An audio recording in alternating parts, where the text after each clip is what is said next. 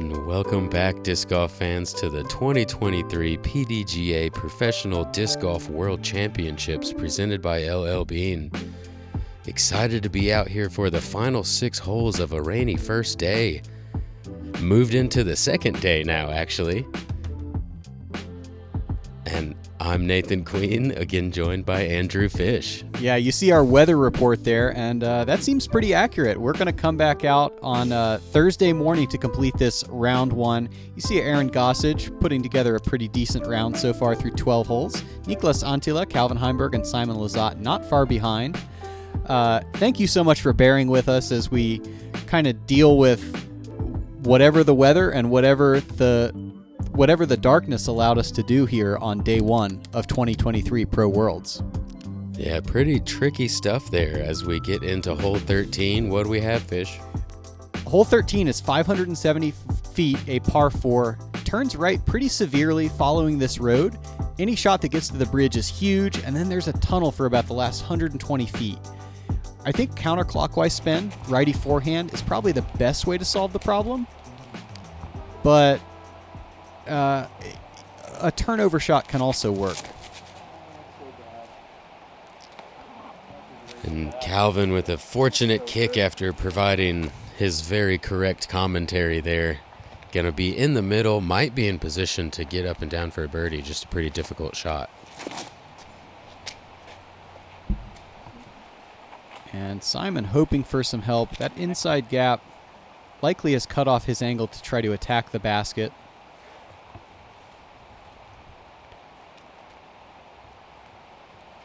And we came back out at 7:47 a.m. on Thursday. Shotgun start. Complete these last 6 holes. Yeah, it seems like these players might not be quite warmed up yet. I'm sure most of them have not teed off this early unless they've been involved in some of the other weather delays we've had this year.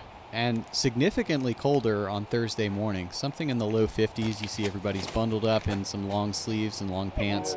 And everybody tracking to the inside of the corner tree. So Calvin going to be up first after a pretty fortunate kick. He looks like he does have a good line. Really tight gap here late. And he has swung that out too wide. Going to be in a pretty tricky spot.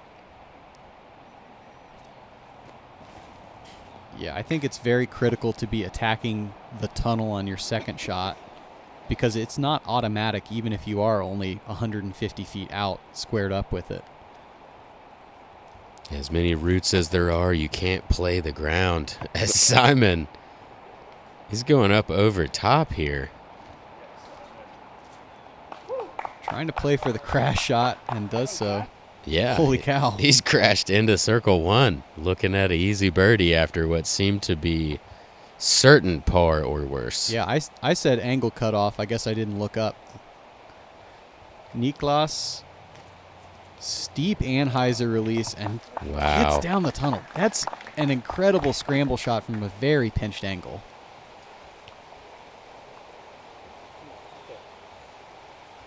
Aaron Gossage over on the left side, looking to chop a forehand in there. And that's executed very well. Skips off of a root, almost able to still card himself a birdie, but going to be inside circle 1 looking for par.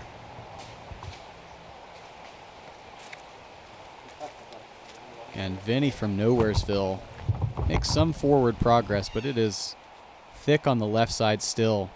You can see the basket in there, but with a bunch of pencils between you and it.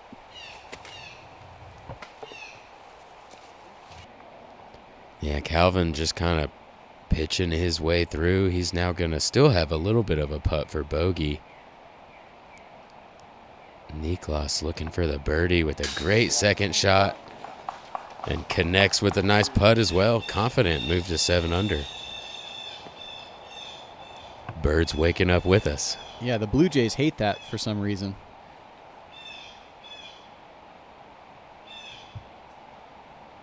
Gossage, even from 15 feet, pretty deliberate.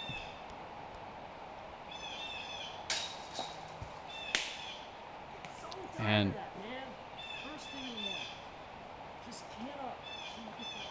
Yeah, so what were you doing first thing this morning, Fish? Well, I had to go out, lay up about a 55-footer, and then drop it in. That was a lot less stressful than having to make a par putt, even from 15 feet. You know what the stakes of that are, and you probably didn't do a full warm-up. Did you do a full warm-up? Oh, God, no. Well, way to finish out strong with that par this morning. As we move into hole 14, 355-foot par 3, brand new tee with a pretty difficult angle to attack this year.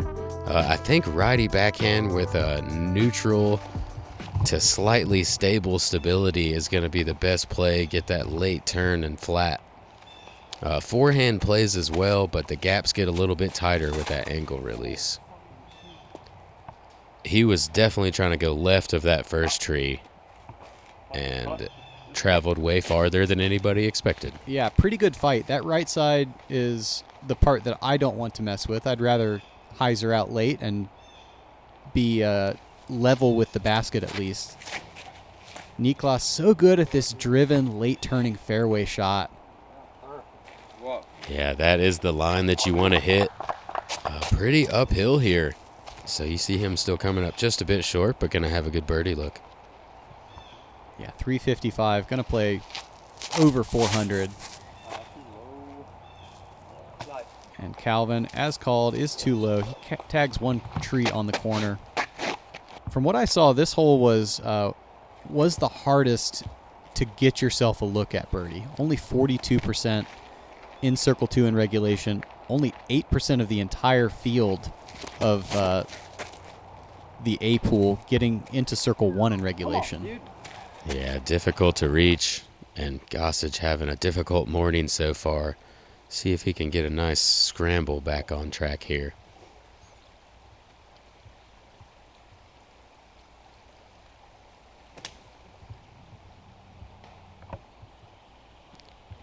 And pretty good progress. Likely unable to see the basket or this true lane, but it's going to have a Circle 2 putt for the par save. I feel like this distance away from the basket is probably pretty common on this hole. If you just hit the gap but don't quite get your turn, you'll be somewhere around this corner.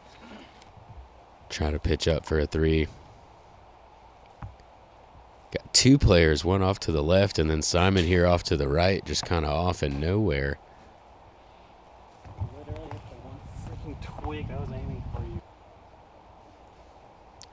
Don't know how that sentence ended, but I know how the putt ended. Gossage going to grab the koozie. So he'll have to settle for another bogey. And the rare air ball from Niklas Anttila.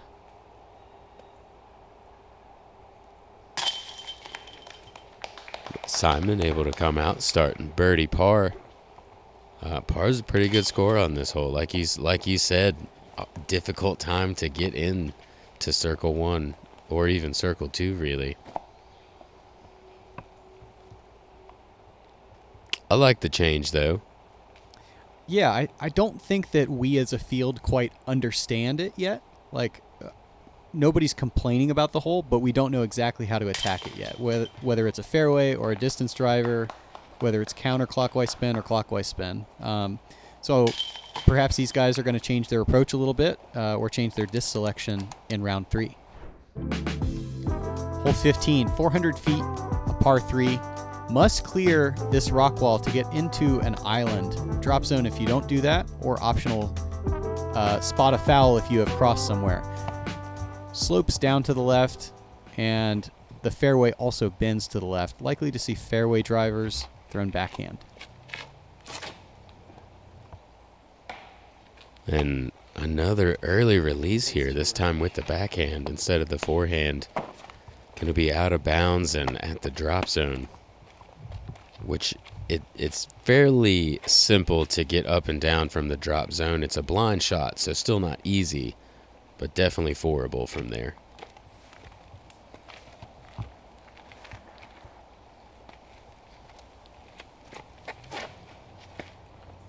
Anttila commits to the gap, pushes the back wall. I like where this is headed if he can get some good ground play. And he's going to stay in Circle 2. But that's a pretty good outcome for this hole. Hard to get all the way to the bucket.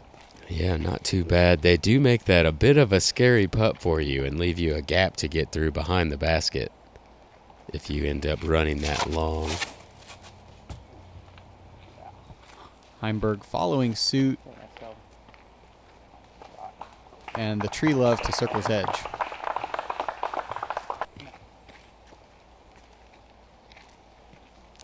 I think this excuse me, I think this shot shapes up well for Aaron Gossage. The amount of hyzer and snap that he likes to put on his discs. To get around this corner on a hyzer rather than flattening up is really what you need to reach this basket. But this one is going to be an early release, but does end up finding some inbounds.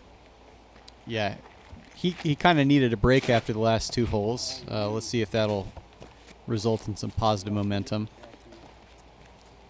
Lizotte kind of pushes the back corner. So inside the circle, now we'll have a putt for 4. Lean out forehand for Aaron. Gonna have to go over top of some evergreens and stall it neatly into the circle. Yeah, as open as it looks, that low left side is very tricky. Like you said, a lot of evergreens there, but well executed there from Aaron. Sliding down the hill, should have a clean par look.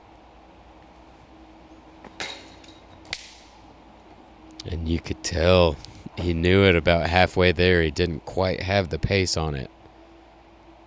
And a disappointing miss there after getting a look at hole 15.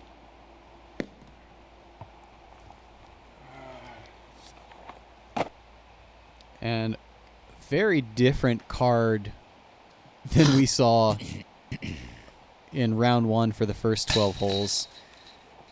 Yeah, this, like I said, most of these players have not been, especially playing disc golf at 7:45 in the morning, if awake at that point. That's the trouble with afternoon tee times. You get used to those, and your body clock says 7:45 is ridiculous. Yeah, so definitely could be a factor here after managing the rain pretty well yesterday. Slow start for the card this morning.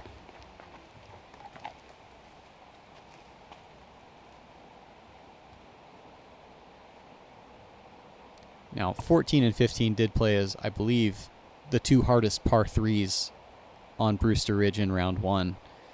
So a little bit understandable not to get them. Still, need to capitalize on all the chances you get if you want to be the 2023 World Champion. Yeah, 5 rounds is a lot of golf, and little mistakes add up quickly.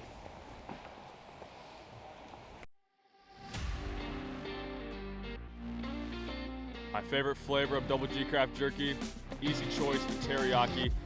I love my sweet and I love my salty food. It's a great combination of both. Got to go for the hot boom sauce to give you that extra kick. Probably going to surprise a lot of you guys. My favorite flavor is actually the Texas sweet and spicy. I find it to be one of the best jerkies I've ever had.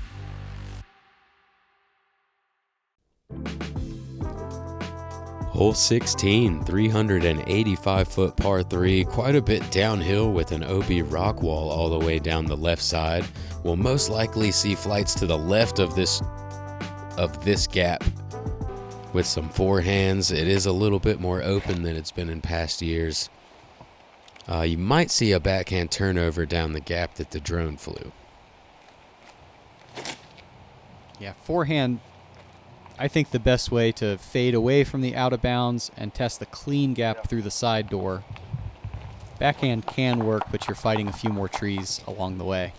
Yeah, and even though this gap is cleaner along the left side, it's pretty difficult to hit it cleanly. Easy to push along of it or actually catch that corner tree. And Calvin inbounds, but not really a makeable putt, I don't think, from that angle. You might try to manufacture something. First two players went to fairway drivers. Goss is going to disc down to the mid-range. I think he likes to go smooth and try to let it glide. Yeah, this looks a bit too straight, kind of like Calvin's. Is going to catch a tree, but again, unlikely there'll be much of a clean putt over there.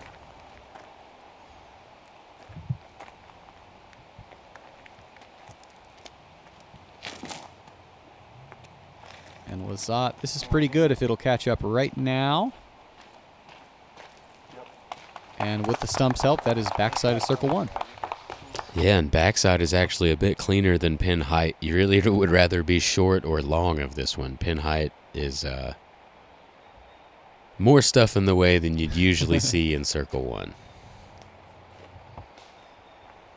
And there is a little bit of a runaway green behind this. Nothing severe. So Gossage does take a poke.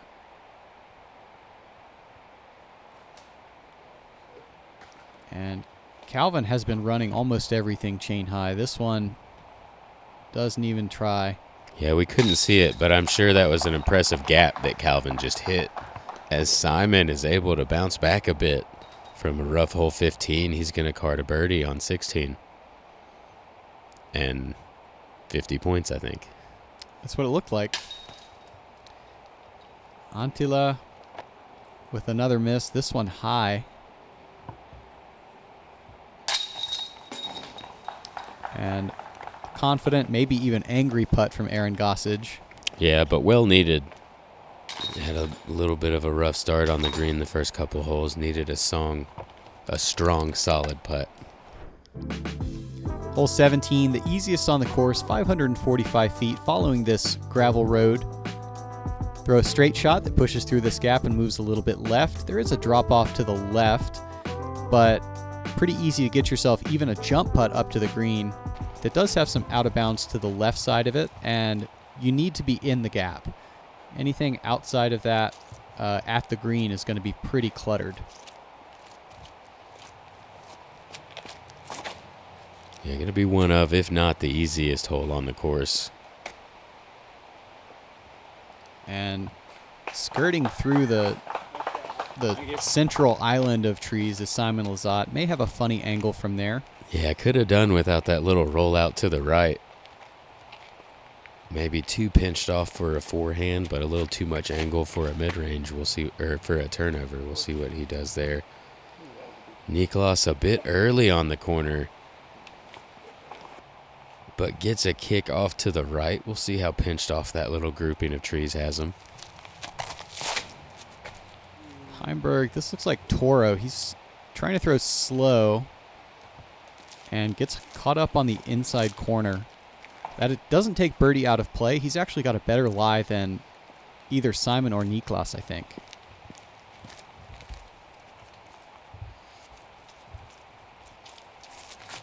Gossage looks to be going back to the mid again here, and this looks more like the intended line.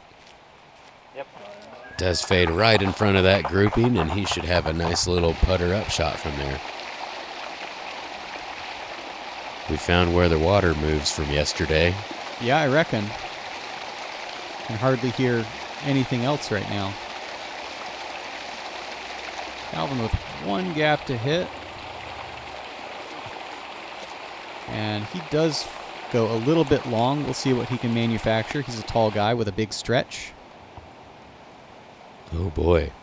Yeah, Niklas does have a bit of a funny stance here. Gonna have to hit a gap on a funny angle.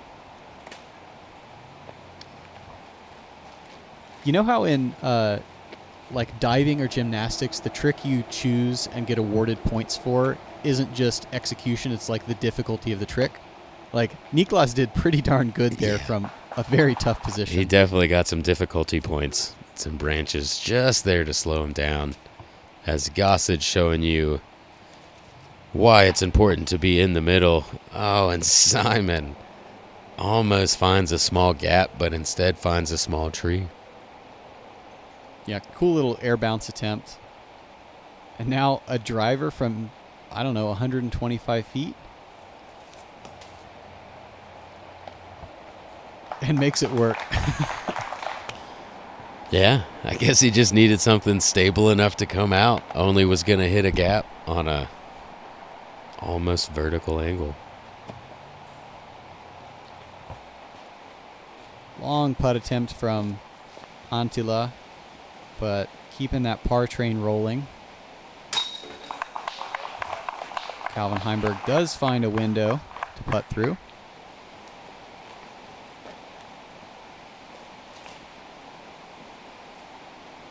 And catches himself a much-needed birdie this morning. Gets him back to that 5 under par. Gossage as well. I'm sure these guys were looking at scorecards overnight to see what kind of number they were chasing. This has been a scuffle for these final 6 holes up to this point, but nobody really out of the tournament yet. Hole 18, finally about to finish this long first round. 400-foot par 3. Likely want to go just to the left where this drone is flying at. Yeah, drone flew it perfectly, actually. That's the gap to hit. Yeah, this basket about 40 feet longer and more left than the pin position that we're all familiar with from previous Green Mountain Championships. There is also a gap off on the left side that leads to it, but a bit tighter. I'm not sure we'll see many people go with the forehand. Well then. So, that I like what Calvin does here. He flies directly over top of the old basket position. Look, that's an ace last year. And then catches the late stability to scoot through a clean gap up to the bullseye. Beautiful shot. And Gossage immediately proving me wrong. Gonna go with the forehand. Well, you like this spin. Is it a sucker route? No, I do go with this gap as well. It's just a lot tighter than the right gap. A little bit more difficult to execute all the way to the pin. And decent little angle correction mid-flight for Aaron Gossage. He might take a poke at that on the elevated basket, but could be layup zone as well. Simon following Calvin, a little lower perhaps. Yeah, he kind of got that in between. If you go over top of that bush, it's very likely you're going to skip into one of those trees like Simon did. Kind of got to get around it or inside of it.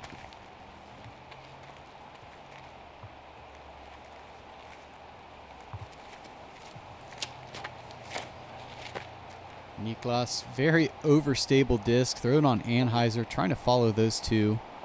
And unlike Simon, he filters through into circle 1. Chance to close out his round with another bird. And a smart decision there from Gossage with the elevated basket. Just going to get himself close and finish with a par. Simon Lizotte, though, hungry for another birdie. High spin over top of the young beach. Gives it the height and not a whole lot of pace on that. Just found the bottom of the basket, but wouldn't have been too much past it otherwise. Yeah, definitely. Something I've noticed he has more of this year, a little nose-up touch on those long bids. Anttila too far onto his front foot. Can't get the nose angle quite right. Got a lot of pars to finish out, but had a lot of birdie looks. But he and all these other guys going to live to fight more on Thursday in round 2. And we will be bringing you this same card on Gatekeeper Media's coverage. Delighted to do it. You see Niklas Anttila in a tie for 17th. 6, 5, and 5, not too far back. And still, so many more scoring opportunities out here. Chris Clemens with the early lead with a 12 down, 2 strokes over James Proctor, AB. And Nick Hansen actually shooting 10 down on the Fox Run course. Yeah, the B pool score is coming into play here on our top 20 leaderboard. Some pretty tight scores as we've seen all year. Excited to go out to the Fox Run course for round 2. See a bit of different scoring conditions. Excited to call that for you guys. Make sure you like and subscribe to Gatekeeper Media. For Andrew Fish, I'm Nathan Queen. We'll see you guys out there.